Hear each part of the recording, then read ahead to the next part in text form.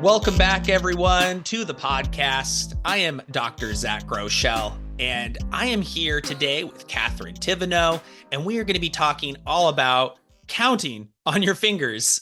It's going to be an excellent podcast. And as you know, this podcast is sponsored by John Catt Educational, which produces some of the best books in education, including my new book, Just Tell Them, The Power of Explanations and Explicit Teaching. I will provide links to John Catt's entire catalog of books so that you can peruse and join me in the evidence-based education movement.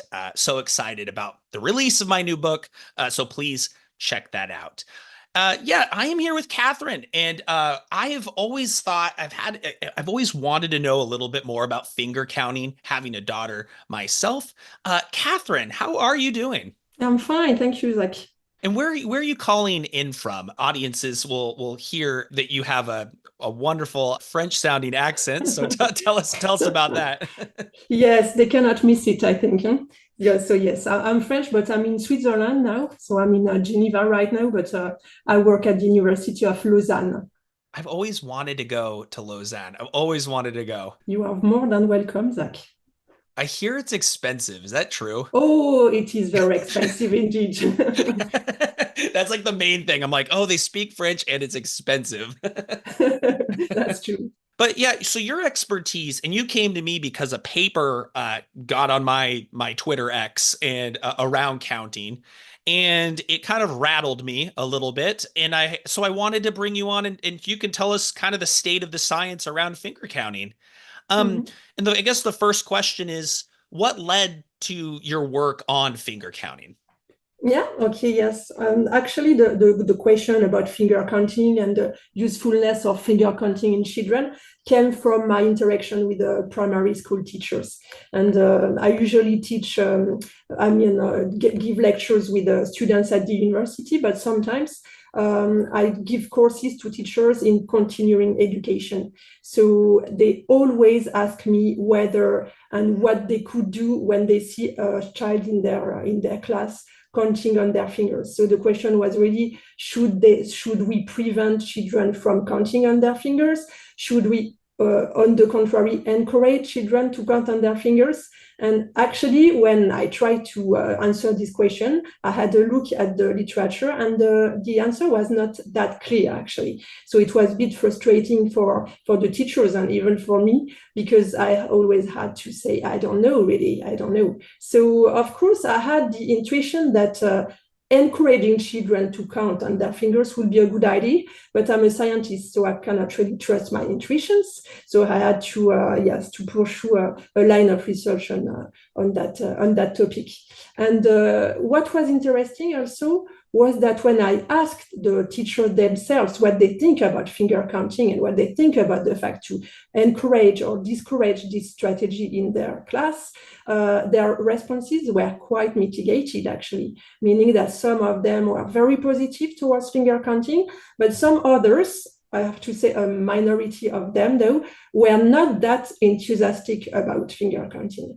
So, yes, in the first place, what I wanted to do is maybe to have a larger picture of teachers' attitudes and beliefs about finger counting. So I launched a very large survey with more than 400 teachers that were teaching from kindergarten to grade 2 in France. And they said it was quite disturbing, in fact, because 20% of them, which is not nothing, thought that it's really important to discourage children in classrooms to use their fingers. So, and they reported that they do that sometimes. So when they see children counting on their fingers, they just say, stop, don't do that. Please try to solve the problem mentally. So I thought that if 20% of the teachers were wrong in their appreciation about finger counting, it might be a very bad news for the development of numerical skills in children. And this is the reason I decided to pursue my own line of research and have a definite answer. No, it's never definite in research, but a more definite answer, let's say, about this question. So you surveyed a load of teachers and you found that a minority, but a significant, but 20% or so, would report to discouraging finger counting amongst the kids. To be fair to those 20%, I don't know actually where I fall into this, because I would say that my daughter's 5 years old and I want her to have a finger counting strategy that's systematic, that proceeds in the same order and it's not random, and I want her to have that because I count on my fingers. But then I'm worried that eventually, maybe you get to third grade or fourth grade, that this could prevent you from being able to recall facts very quickly, right? You go like 4 times 5 is 20, and then you see someone, or 3 plus 7, and then you see them doing this very quick finger thing, but it takes longer. So this is why you're here, is to talk about your research. So I'm excited. You're going to answer this age-old question. Should children be encouraged or discouraged to calculate with their fingers? So I think they have to be encouraged to count on their fingers, and we have several results going towards this conclusion. But I have to say that I didn't start from nothing, and there was already some results in the American literature, as a matter of fact. And one of my colleagues called Nancy Jordan, who is a really famous researcher in the field of psychology and education, she showed for the first time, it was in 2008, a positive correlation between children's performance in arithmetic and the frequency actually of finger counting. So it was a very strong correlation in kindergarten. So exactly the age of your daughter, because it was between 5 and 6 years. And this correlation started to weaken only at the very end of first grade. But it was still positive at the end of first grade. Huh? But it was, yes, weaker than before. And in fact, this positive correlation disappeared only at the end of grade 2. Disappeared and actually reversed. So at the age of 8, it's the exact moment where children who continue to count on their fingers are outperformed by children who have already internalized the strategies. So you see, it seems that actually counting on fingers help internalizing the strategies instead of preventing children from shifting to mental strategies. So I don't think you have to worry a lot about your daughter behavior. So what we did in the first place, we tried to replicate the results that was obtained in the US, because of course it can depend on cultural habits and etc. And it's exactly what we did. So 10 years after this seminal study, in 2018, we showed that in France and Switzerland, the positive correlation between performance in arithmetic and finger counting is replicated.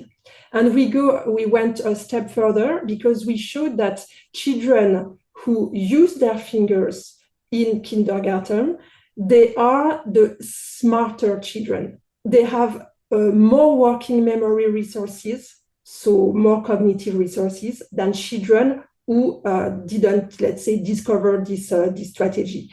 Actually, this results was quite counterintuitive, because sometimes we think that children who use their fingers is because that they need external support and they cannot really manipulate everything in their head, and it's not true at all. Actually, it's exactly the reverse. And again, it's really children with the highest resources that are able to discover and implement this finger counting strategy. Let me ask you about that, because that is so. I have said that exact thing to so many people, so that's where it's like, that's why this podcast is about being open to understanding the evolving state of the research.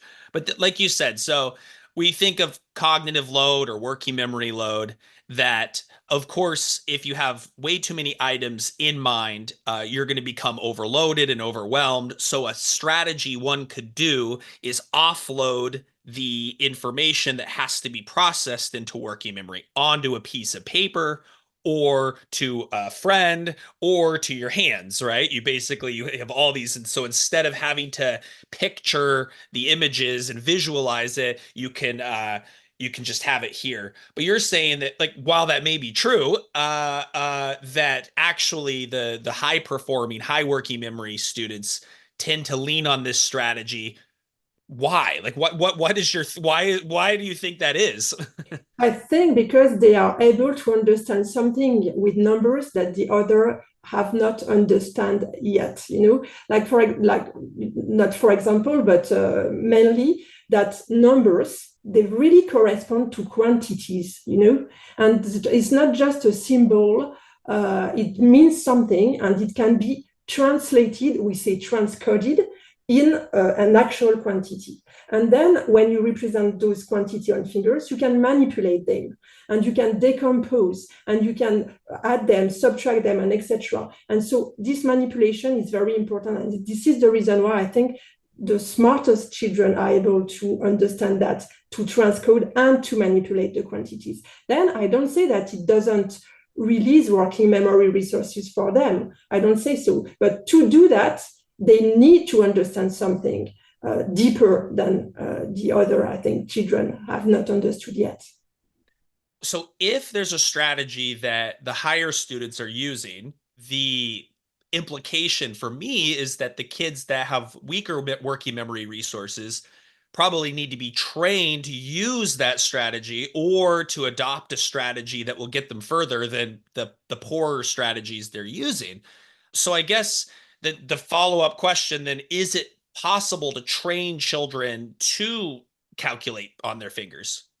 Actually, it is possible. And we have conducted a study. It was published this year, and it's really the first time ever that someone is able to demonstrate that it's possible to train finger counting, and that it really improves children's performance in an addition task. So yeah, actually, you are right. The question is not that evident, the answer to this question, because it would be possible for children to probably not have the necessary competencies, numerical skills, for them to be able to implement the strategy correctly, for example. It's possible that discovering the strategy is crucial, during development. Maybe teaching the strategy doesn't make sense for children. Maybe, as you said, they don't even have the working memory resources to understand what is going on, So it was very important to test that. And so it's exactly what we did. So we tested a lot of children. It was more than 300 kindergarteners. Again, they were aged between 5 and 6. And they entered a protocol and intervention program. So they were pre-tested and post-tested on their ability to solve addition problems. And during this phase, during the pretest, what we try to observe is whether they use their fingers or not spontaneously without our intervention, and if yes or not, what were their performance in the task. Okay, so they were pre-tested, and then they enter either the training program, but another group of children, they enter what we call a passive control group. So it's like business as usual. There's nothing going on between the pretest and the post-test, okay? So the training program, it consisted of only six 10-minute collective teaching sessions over 2 weeks. And more concretely, what we did is that we asked the teachers to demonstrate a finger strategy to children. It was not very easy to decide what kind of finger strategy. So what we decided to do is to use the strategy that is massively used by children at this age, actually, and who are very efficient with this strategy. And this strategy is called the all strategy. And I'm going to give an example because it's easier to describe. For example, for 4 plus 3, children will represent 4 on one hand by counting one by one. 1, 2, 3, 4, and represent 3 on the other hand, again counting one by one, 1, 2, 3, and then they recount all the fingers. Is the reason why it's called the all strategy, actually. So we decided to teach this strategy. So the teacher demonstrated this strategy, and then again collectively, children, they had to applicate the demonstration and on different problems. And the results were quite impressive actually, because so now I'm just going to focus on children who didn't use their fingers at pretest, okay? Because my question was to figure out whether it was possible for them to use this strategy and to improve in their performance.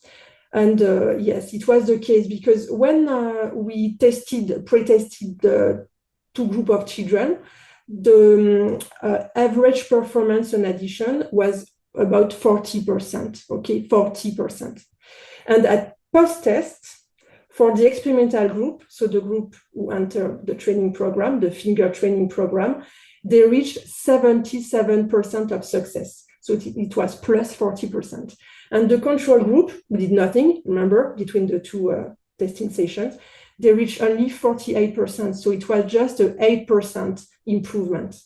So yes, the results were, and it's very important to tell you that those results were replicated in another study. It's always very important to replicate the results of a study, and with an active control group.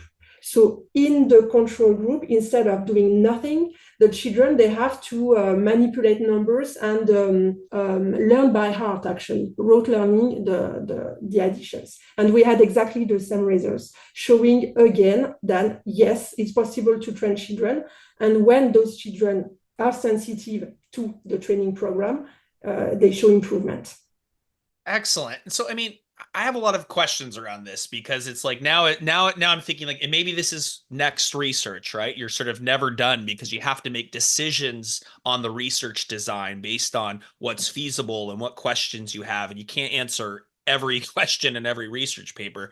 But one of my thoughts are, and this kind of comes from like the Bjork's, if you know about the desirable difficulties kind of framework, where it's like certain techniques can lead to performance in the short term, but they don't necessarily lead to long term like retention and transfer. So I'm wondering, like, is finger counting, in your view, something that just simply gets you to be better today, but maybe it doesn't get you better at counting and manipulating numbers in the long term? Yeah, it's a very important question. And actually, we are running an experiment trying to answer this question. So indeed, of course, I'm very glad that I was able to teach a procedure to children, but I would be even happier if I can teach them something deeper about the understanding of numbers.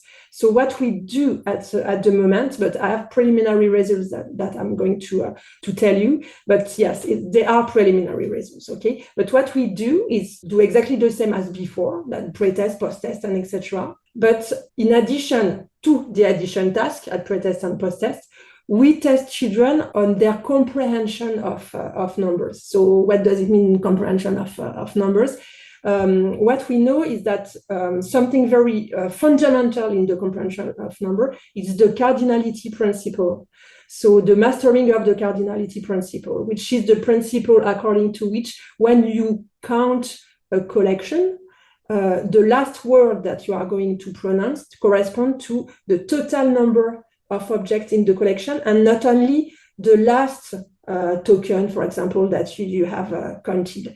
So we know that it's not very easy for children to understand that. So typically when you ask them to count, let's say 3 tokens, they're going to go 1, 2, 3. Okay, good. So how many tokens? 1, 2, 3. Yeah, okay, so how many? 1, 2, 3, and you can carry on like this, forever. So, which means that they do not grasp the cardinality principle, but again, they think that when say 3, it corresponds to the last token only, and not to the 3 tokens of the collection.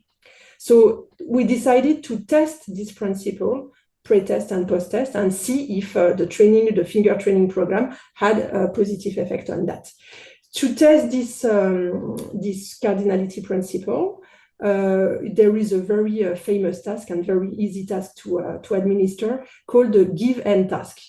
And so it's very easy. You ask children to give a certain number of tokens from a large stack of tokens. So for example, you tell them, so please give me 3 tokens or give me 9 tokens, and you see how they behave.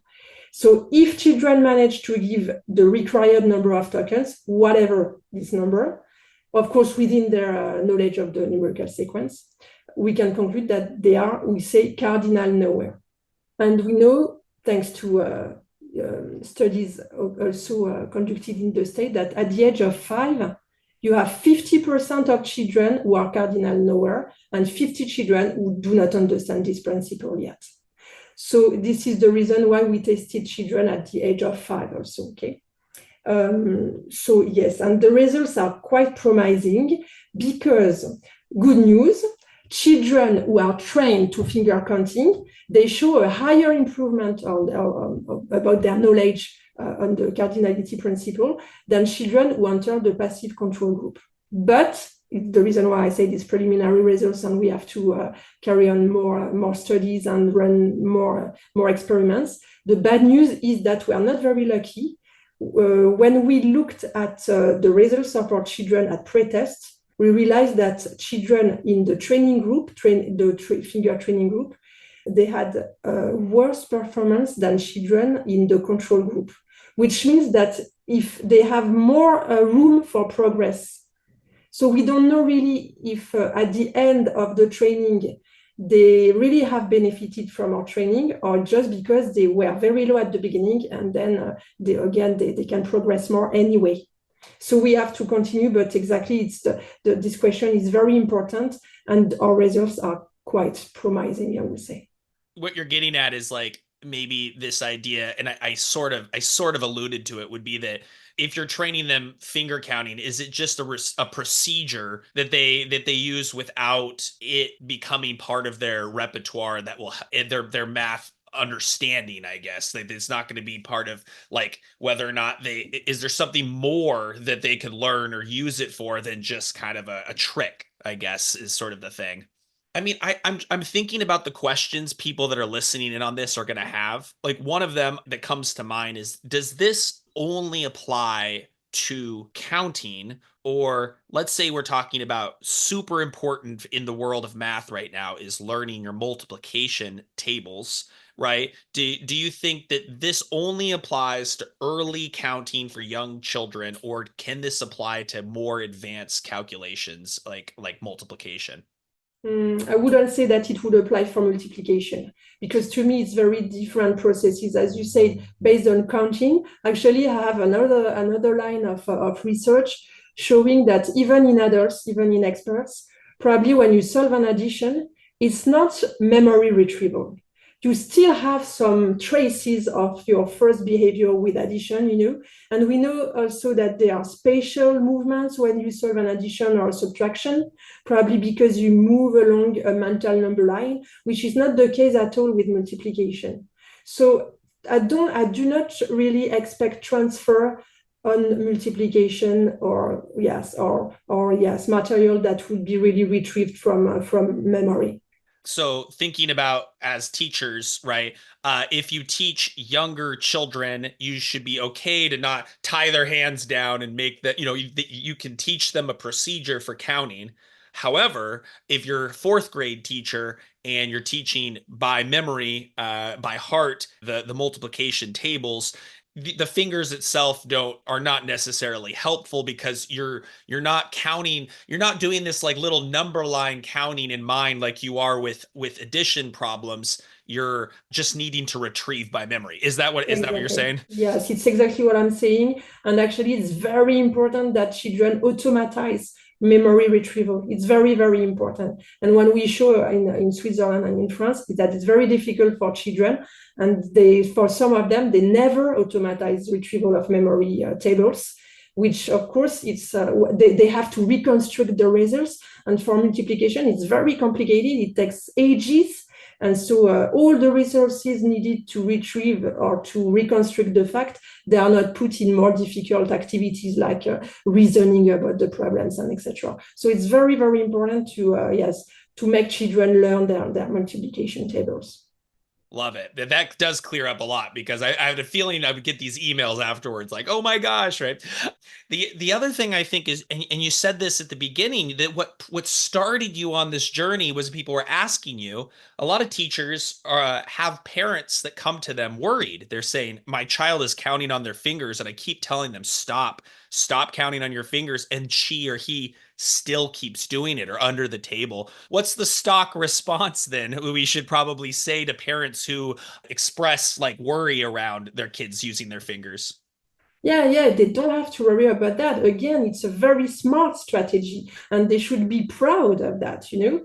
And it's always what I say to teachers and parents, you have to be proud. Of course, if your child is more than 8 years old, maybe you can try to you can begin to worry about the situation. But before the age of 8, yes, you are blessed that your children either discover the strategy or maybe mimicked one of his peer. But it's a good news. It's a very good news.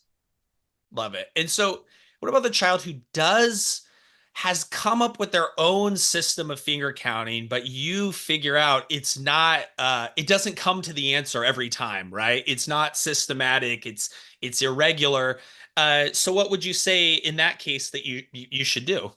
Mhm. To be honest, it's not really often that children use not adaptive strategies. Usually, when they implement the strategy, they do that okay. Sometimes they miss a fingers or some stuff like this, but it's not very important.